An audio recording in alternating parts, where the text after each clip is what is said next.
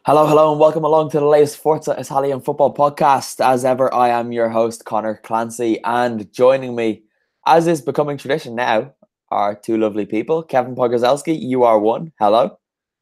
Hi Connor, how you doing? Yeah, I'm okay. A little bit under the weather, but I'm getting through this on the adrenaline that I've received from having ticked off every Serie A club this season. Yes, well done. I have now seen every Serie A club live in the flesh this season, and I'm very, very pleased with myself. So you should.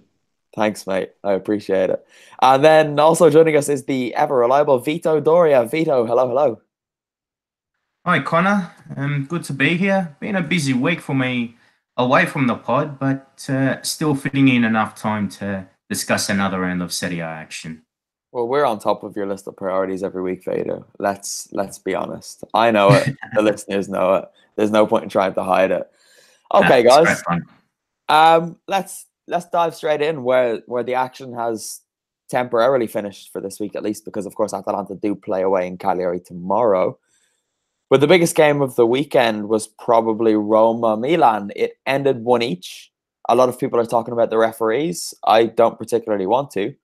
Kev, what I want to speak about is Gianluigi Donnarumma to start with, because he was he looked like the goalkeeper we all thought he was going to be tonight, and it was him that gave Milan a point tonight.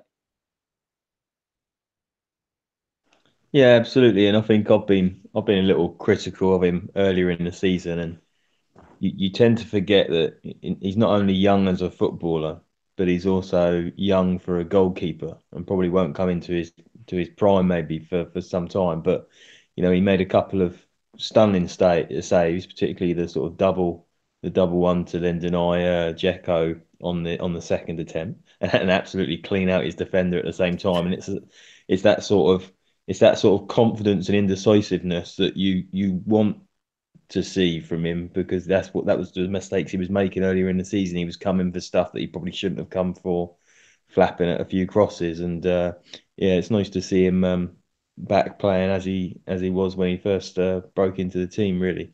What do you think the issue was then? Because we all know he's always had this ability, right? And but for longer than perhaps a normal dip in form would last, he was quite below the standards that he had made us expect of him. And is it just because of what was going on behind the scenes? I think there'll be an element of what was going on with his contract issue and the potential move to Juve, but I think also it's slightly what you've just mentioned. It's the standards that he set when he came into the team. He'd never really had a gradual progression to becoming this excellent keeper. He took the place of goalkeepers far senior than he is. And was stunning, quite frankly. And I think it's just that you're making a rod for your own back, because you're gonna have to maintain that level of quality. Yeah, Vito, do you think it was just something that's to be expected, especially because Kev did say he's a young guy, and he did just set the bar so high for himself from the first second. That's what happens when expectations are placed on young players, especially Italian ones, and they have to go through that experience.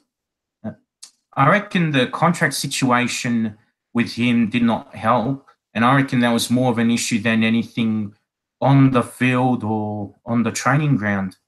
Now, this season, we are seeing him back into the form that we've known from him when he started, and hopefully it continues because he is still, in my view, probably the best young Italian goalkeeper going around.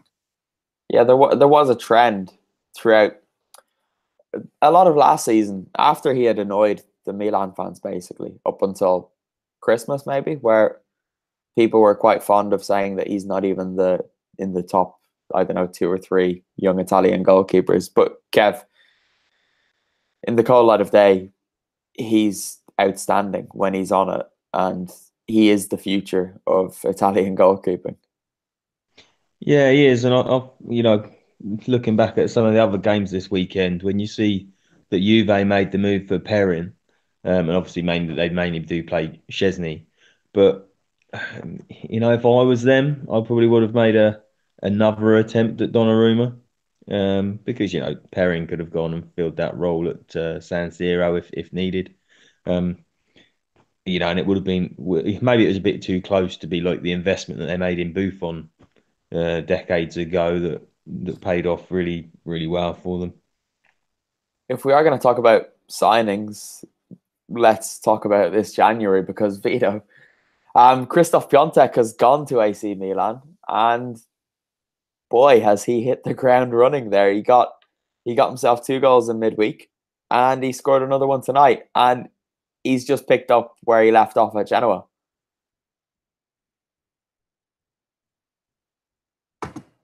Absolutely. I'm glad that he has left the dark side for somewhere where the grass is a bit more greener, but he's definitely maintained that form, and he just looks like a natural goal scorer. He doesn't seem overwhelmed by expectations or his age. He's just got that natural instinct that you'd expect from an out-and-out striker, and his technique can be quite clean at times too. It's not like it's always in a rush. And in that particular moment where he scored from Paqueta's assist, I think it was just very smart of him how to make that run and just stick his leg out. Yeah, he's been unbelievable. I remember, I think it was in the first round of fixtures, or no, it was the second. The first round of fixtures this season was at Torino. The second, and basically every round between the second and sixth, I was in Genoa, either watching them or Samp, and I saw him a lot, and it just kind of blew me away how clinical he was, because he's not always the most involved, but if the ball comes anywhere near him and he's within 30 yards of goal, you expect him to score. There have been some interesting comparisons. We put up on our Instagram page quotes from Gennaro Gattuso and Hernan Crespo. Gattuso compared him to Jean-Dal Thomason, whereas Hernan Crespo compared him to Andrei Shevchenko. Kev, you're of an age that you would have seen the two of these guys not only finish but start their careers. Do you think those comparisons are fair? I think that was a backhanded compliment, but yeah, no, John Dale Thomason, I didn't see a great deal of, I must admit, but Shevchenko, I don't think Piontek's quite at that level just yet. I'm trying to recall when Shevchenko broke into the Dynamo Kiev side, even though he benefited for having a really good partnership with Sergei Rebrov. But there was the thing that I found really impressive about today's goal against Roma is if you just watch Piontek, he does almost a little skip where he knows that he's then on his toes to make the run in. And he doesn't make the run too early because that would alert Fazio to the fact that he would be in position to take the cross. And it was all about the time. And it wasn't the most, exquisite of finishes. It was a little scrappy, but it was all about the run and the timing to deceive the centre half, because Fazio will get blamed for not tracking him. But it was about he almost hesitates if you watch it back.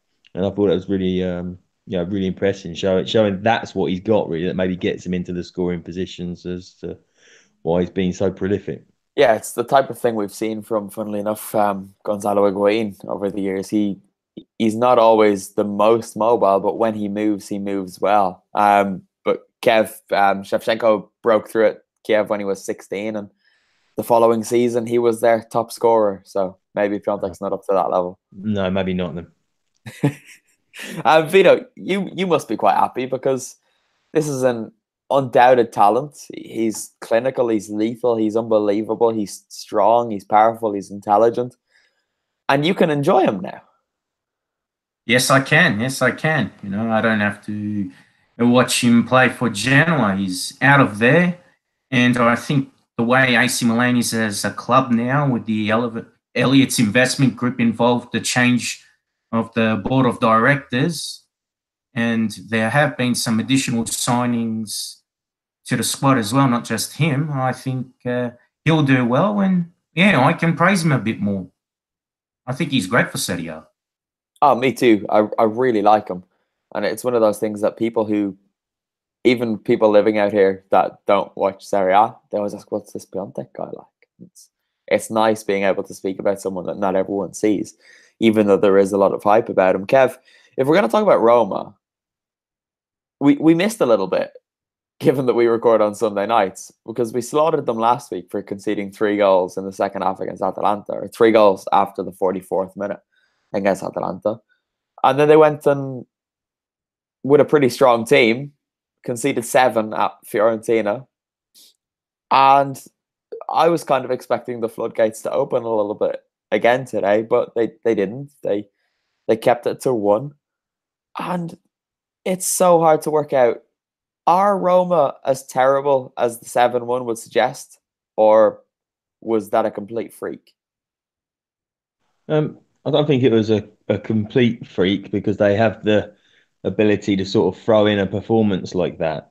But when you look at, the way we're halfway through the season now, and they were only a point off Milan going into tonight's game, and they were sort of fair for their point that they gained tonight as well. They maybe even shaded it ever so slightly.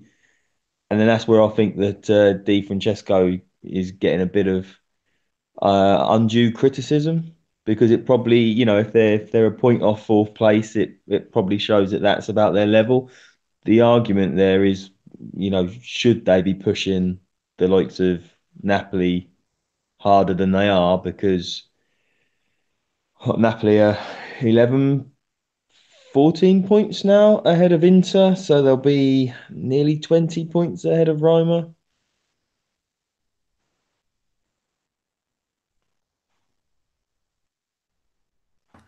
Yeah, thereabouts. The margin looks pretty bad these days, and the way the league is looking, it looks like that third is the new first. Juve is clearly on top at the moment. Napoli are streets ahead of Inter, and looks like Inter are slipping. So I think there's an opportunity not just for Roma, but for a few of the others like Milan, Atalanta, Lazio, and maybe even Sampdoria to really put pressure on Inter for that third spot.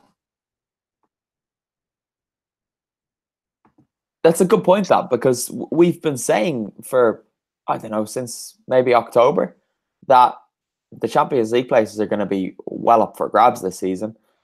And we just assumed that it would be Juve, then Milan, or then Inter and Napoli fighting for second.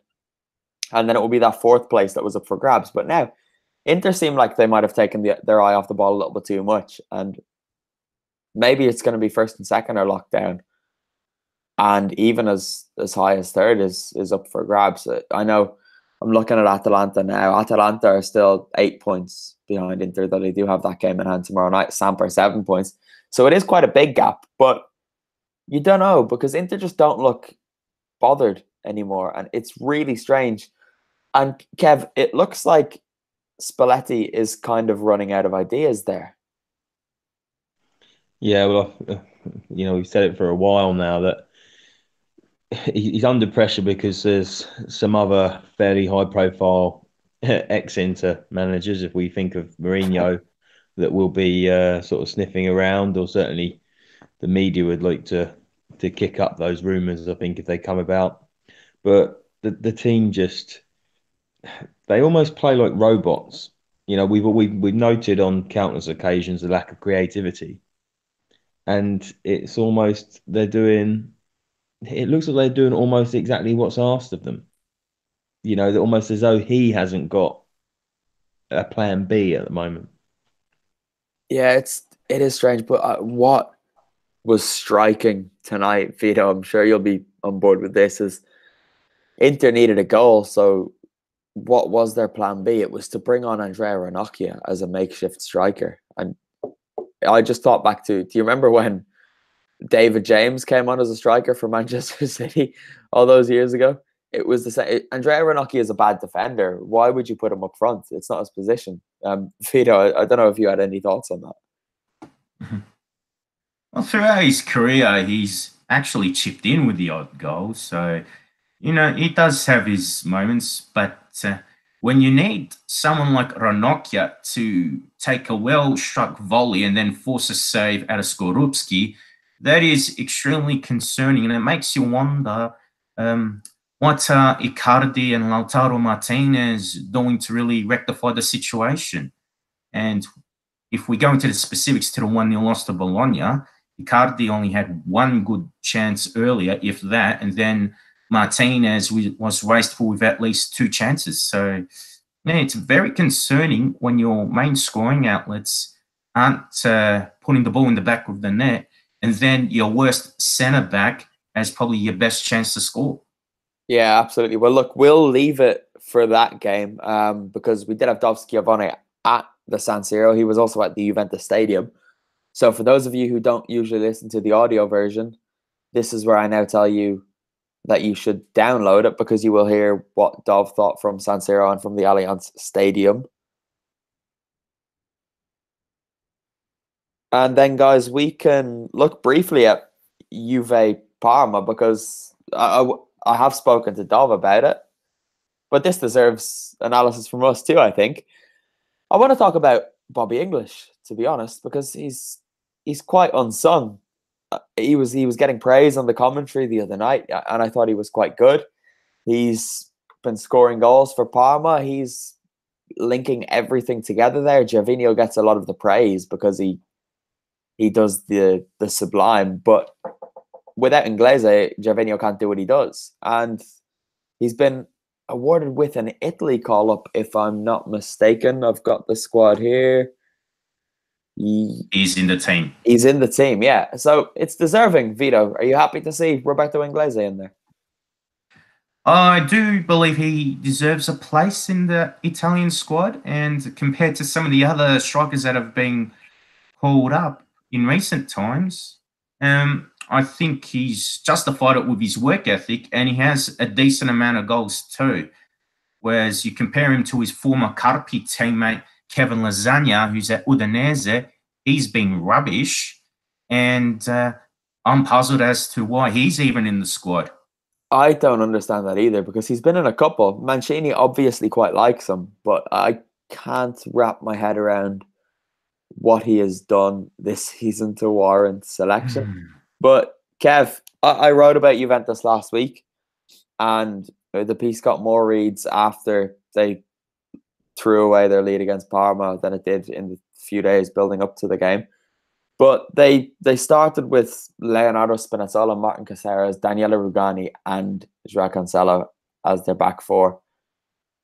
And that's quite problematic, as was proven evident by them conceding 3 goals.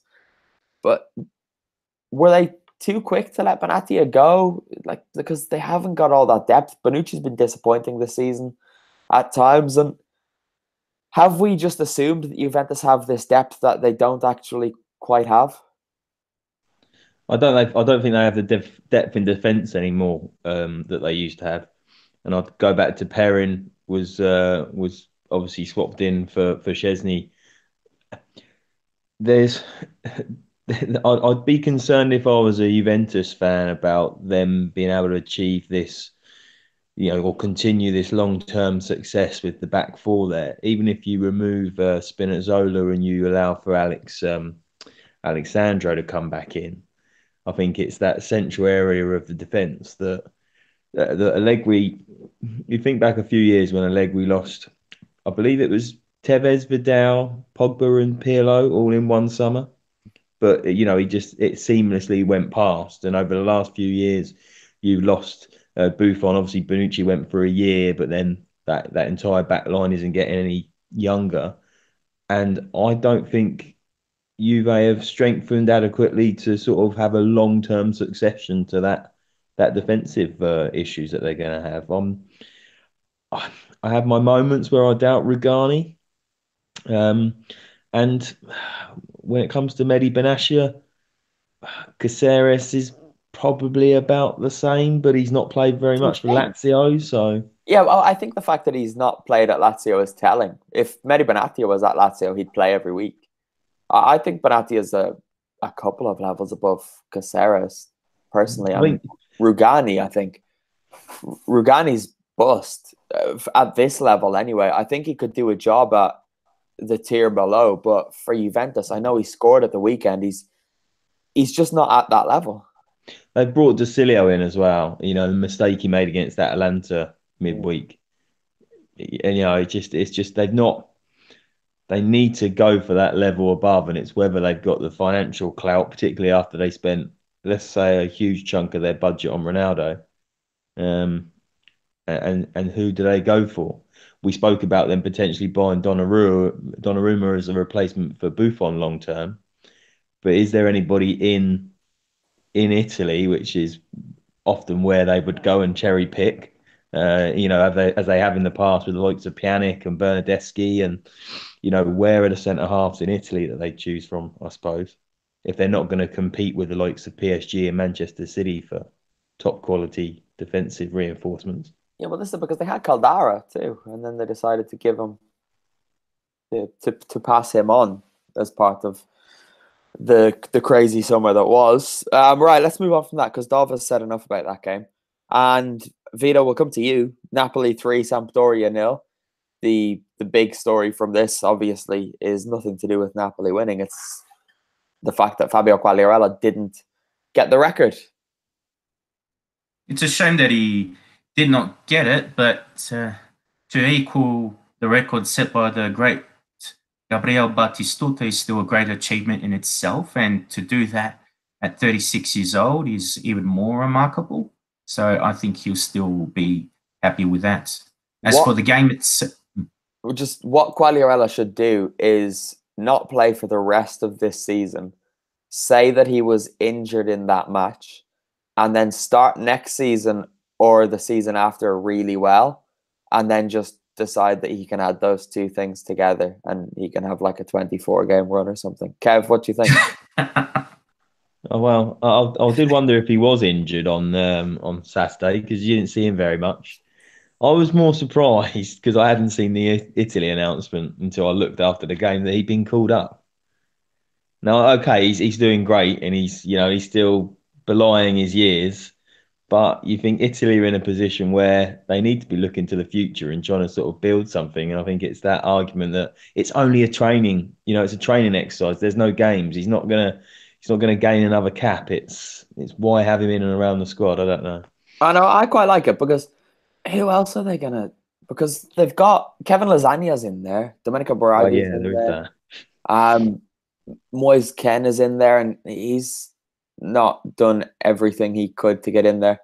And Immobile has been tried; it doesn't seem to work.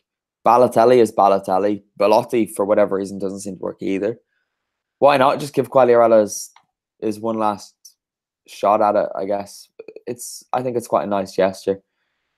Maybe it'd be different if it was I don't know, an important situation, but no, I'm all for it. I love Quagliarella. Give him whatever he wants. Let him be captain. Let him play. Put him on penalties, free kicks, whatever he wants. All right, but Vito, the game itself.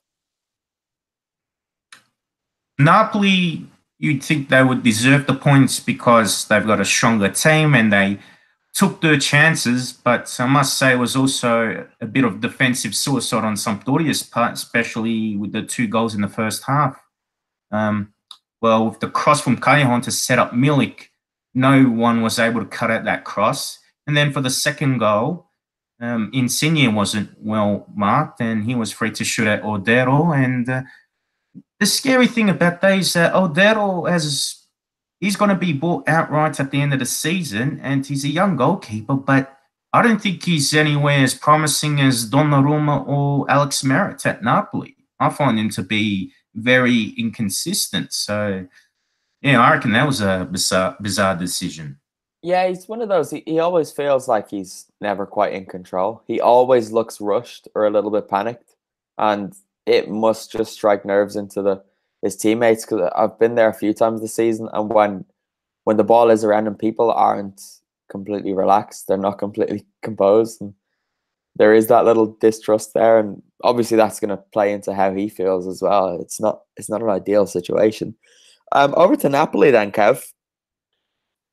It's looking like Marek Hamšík has played his last game for the club, which I know he spoke about the temptation to move to China in his autobiography and that, but this seems premature. Yeah, I have to keep reminding myself that he's still only 31. I know there's an argument that he's been at Napoli for just over 10 years now, and you know it's then hard to go to another Serie A club. If you're just going for game time.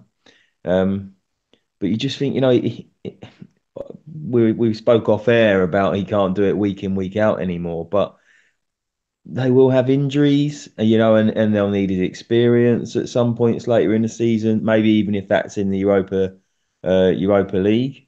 And you wonder just whether he could have held off to the summer and then maybe reevaluated what he was going to do. Because it just feels really premature. It's strange, isn't it? Because after 520 games, you do still feel like he has a little bit more to offer. And it is kind of shocking that he's only 31 because he's not been able to play full 90-minute games for the last 2 years.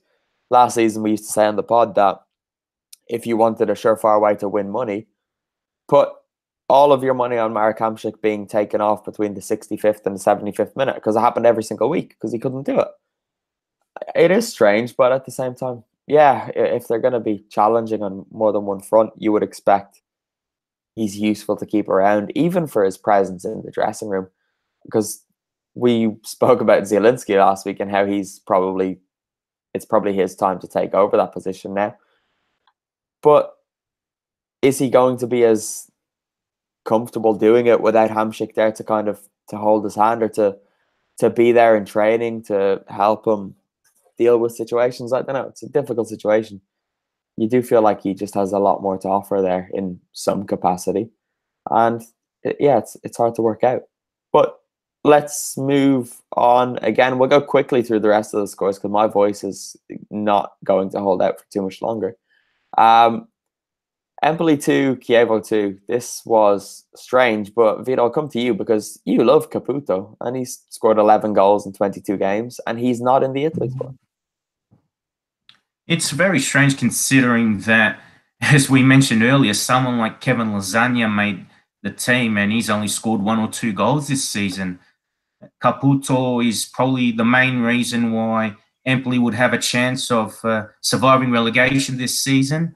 He's another Italian late bloomer, and he knows how to take his chances very well too. He's got great goal sense, but he's a very good finisher as well. I really hope that he maintains this run so Empoli can stay up. And yeah, if this situation where Italy strikers, the ones who are in their prime, aren't picking up form, or even if the youngsters are not taking that step as yet, we might have to see the Azzurri pick up another veteran striker like Caputo out of necessity, just so we can find someone who can actually put the ball in the net. I know I stuck up for Quagliarella, and I don't mean to stick the boot in on Caputo, but it's a sorry state of affairs, isn't it? Where we're talking about a 36-year-old Quagliarella and Empoli striker to be coming to the Italy squad to solve their problems, given the hype that so often surrounds Ciro Immobile and Andrea Belotti. But this is where, if you're Caputo, you must look at that squad and think, okay, people are being picked on merit because Quagliarella's, significantly, you could argue, even older than him. And then you think, well, then what have I done not to get in when like Vito adds that Lasagna's in there? Yeah, it's an unusual one. Anyway, moving swiftly on, Udinese 1, Fiorentina 1, Kev. This is Fiorentina in a nutshell, isn't it? Because they've been looking good in recent weeks. Then they go to Udine and they can't beat them. Yeah, obviously the arrival of Luis Muriel seemed to give them a little bit of a attacking edge that they were missing before. Because, I'm going to forget now, but there was the period where they went 5 or 6 games without scoring. Did they have consecutive 0-0s? But yeah, there were. It might have been 1 goal in 7 matches or something. Yeah, so they seem to get that out of their system, and now they're shipping goals like nobody's business a lot, or you're just looking really inconsistent. And then you look at what they did in the Coppa Italia, and you just think that's what that makes me doubt that they will get into the European places this year. And the fact that it's so competitive up there too. You do have these teams who have been doing it all season, really. But because where you lay blame, I suppose, is the other thing that people are looking at. I was reading somewhere that Pioli's getting a little bit more time than would possibly be afforded because of the situation everybody at the club had to deal with last year with a Story's sad passing. But at some stage, if they want to kick on, then somebody has to get to the bottom of where their problems lie. Yeah, it could be a case of Pioli sees out this season and then they cut their ties. But where do they even go from there? Like, what's the next logical step for them?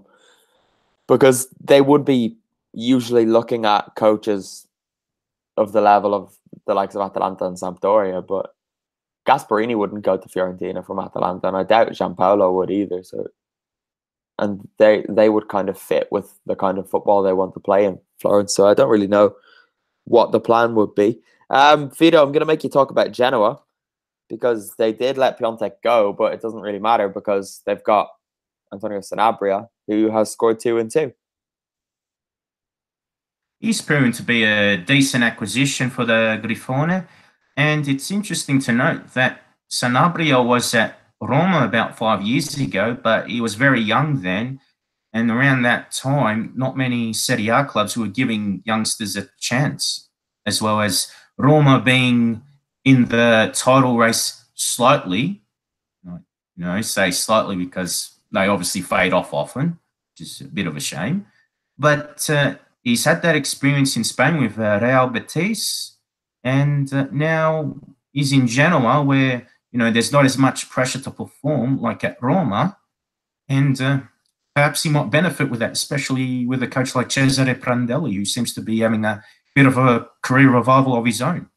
Yeah, well, if he gets the service that Piontek was getting, who knows? Kev, there was something from this game that you particularly enjoyed.